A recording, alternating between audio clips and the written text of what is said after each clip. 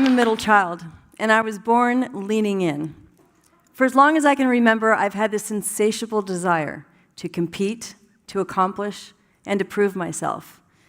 My energy isn't easily contained, and I've been called by both men and women intense, high-octane, aggressive. These words don't feel like compliments to me. I try to control my eagerness. I try to be softer. It's exhausting. The truth is, this tough shell conceals sensitivities and insecurities that only those closest to me know. And yeah, my masculine traits make me the kind of gal that can hang with the guys, as long as I'm not their boss. Last winter, I was walking through a ski resort, and a man came up to me and said, "Excuse me, are you with a husband or a fiancé?" "No," I said, and I continued toward the lifts. And then curiosity got the better of me, and I turned around and asked the guy why he wanted to know if I was with a man. "I'm selling timeshares. It's a real estate thing." "And you don't sell to women?" "Oh, are you interested?" "No." "But you do know women carry checkbooks too." And at that, he looked at me and said, "Wow, lady, you're tough." Modern-day sexism is different than it was in the past, when a blatant comment about a woman's physique or a chummy pat on the derriere was tolerated, maybe even accepted. Today, sexism can be more subtle.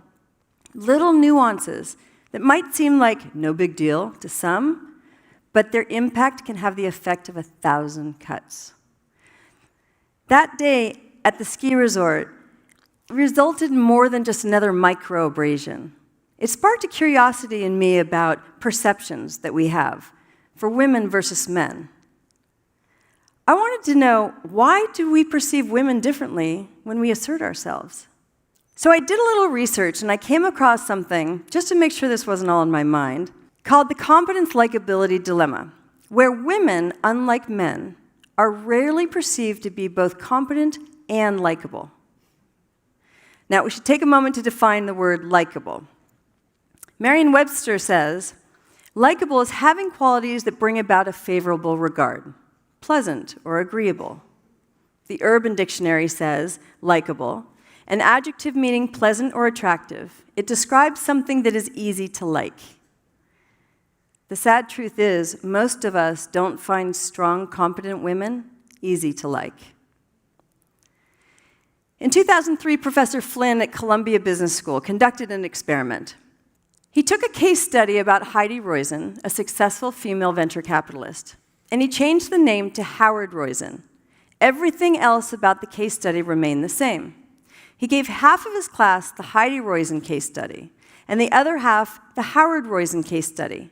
And he asked his students to rate how competent and how likable Heidi and Howard were.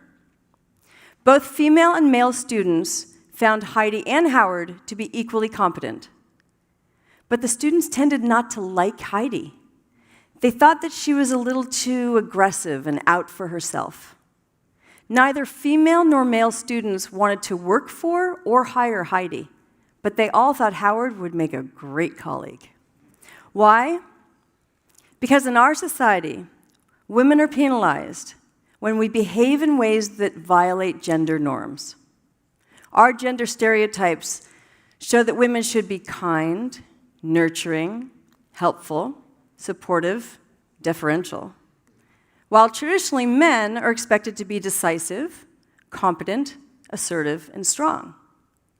So the dilemma for women is that the qualities which we value in leadership, such as assertiveness and decisiveness, go against societal norms of what it is to be a likable woman. I'm a documentary filmmaker, so I'm nothing if not curious. But I've learned that being inquisitive is not an admired female trait.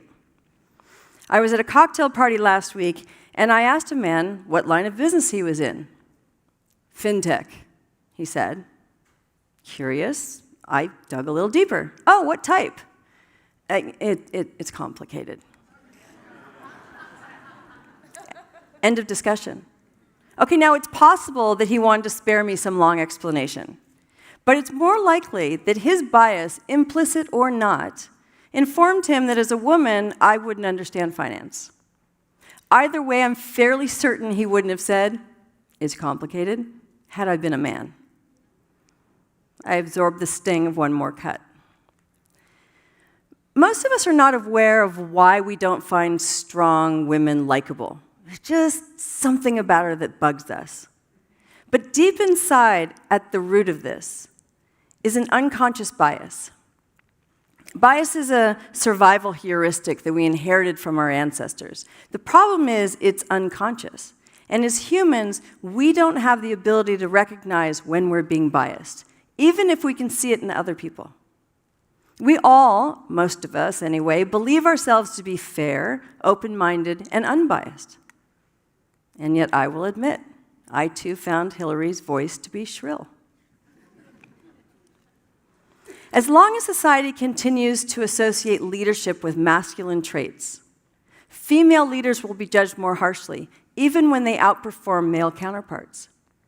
So it's no wonder that in the United States, female politicians suffer greatly, as our elections tend to value likability over competency. Women hold only 25% of the seats in Congress.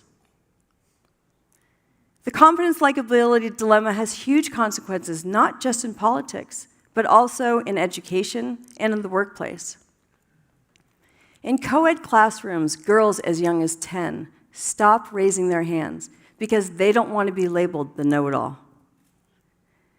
This extends into the workplace, where studies show that women in meetings with both genders are less likely to contribute knowledge. As women, we're told to lean in, and yet there's backlash when we do. A recent study shows that women are not as good as men at negotiating for themselves. And yet, women outperform men when they negotiate on behalf of someone else. This is because women who negotiate for themselves are perceived as selfish, and women who negotiate on behalf of someone else are perceived to be helpful. And a helpful woman might be liked more than a woman who is assertive, but the helpful woman will not be recognized as having what it takes to be a successful leader. Last week, I was quoting my speaker fee to a potential client, and when I told him the price, he said to me, "Wow, good for you, that's a lot. Isn't documentary filmmaking kind of like your hobby?" Ouch. As humans, we're limited to what we can do to mitigate our biases.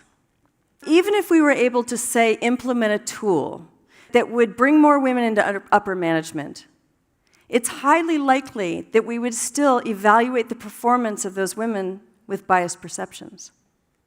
Clearly, leadership and likability should not be mutually exclusive, for women or for men. So how do we solve for this dilemma? I wish I could offer you a cure to unconscious bias. I don't believe there is one. But we need to disrupt stereotypes and redefine what it is to be a leader and a woman. Now, obviously, this is a long-term solution. It could take generations, but it's a vital step. We need to speak up. Speak up when you witness gender bias. Question comments that are made about a woman's appearance or personality rather than her skills or ability. And we need to slow down.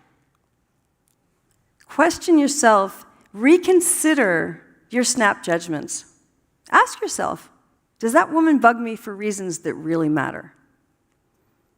And forget about likability, ladies, women, if you can. Instead, focus on being awesome. Be a smart, compassionate, effective leader that will redefine the stereotype of what a female leader is. I've wasted a lot of time worrying about how I am perceived. If I ask a lot of questions, will you find me combative?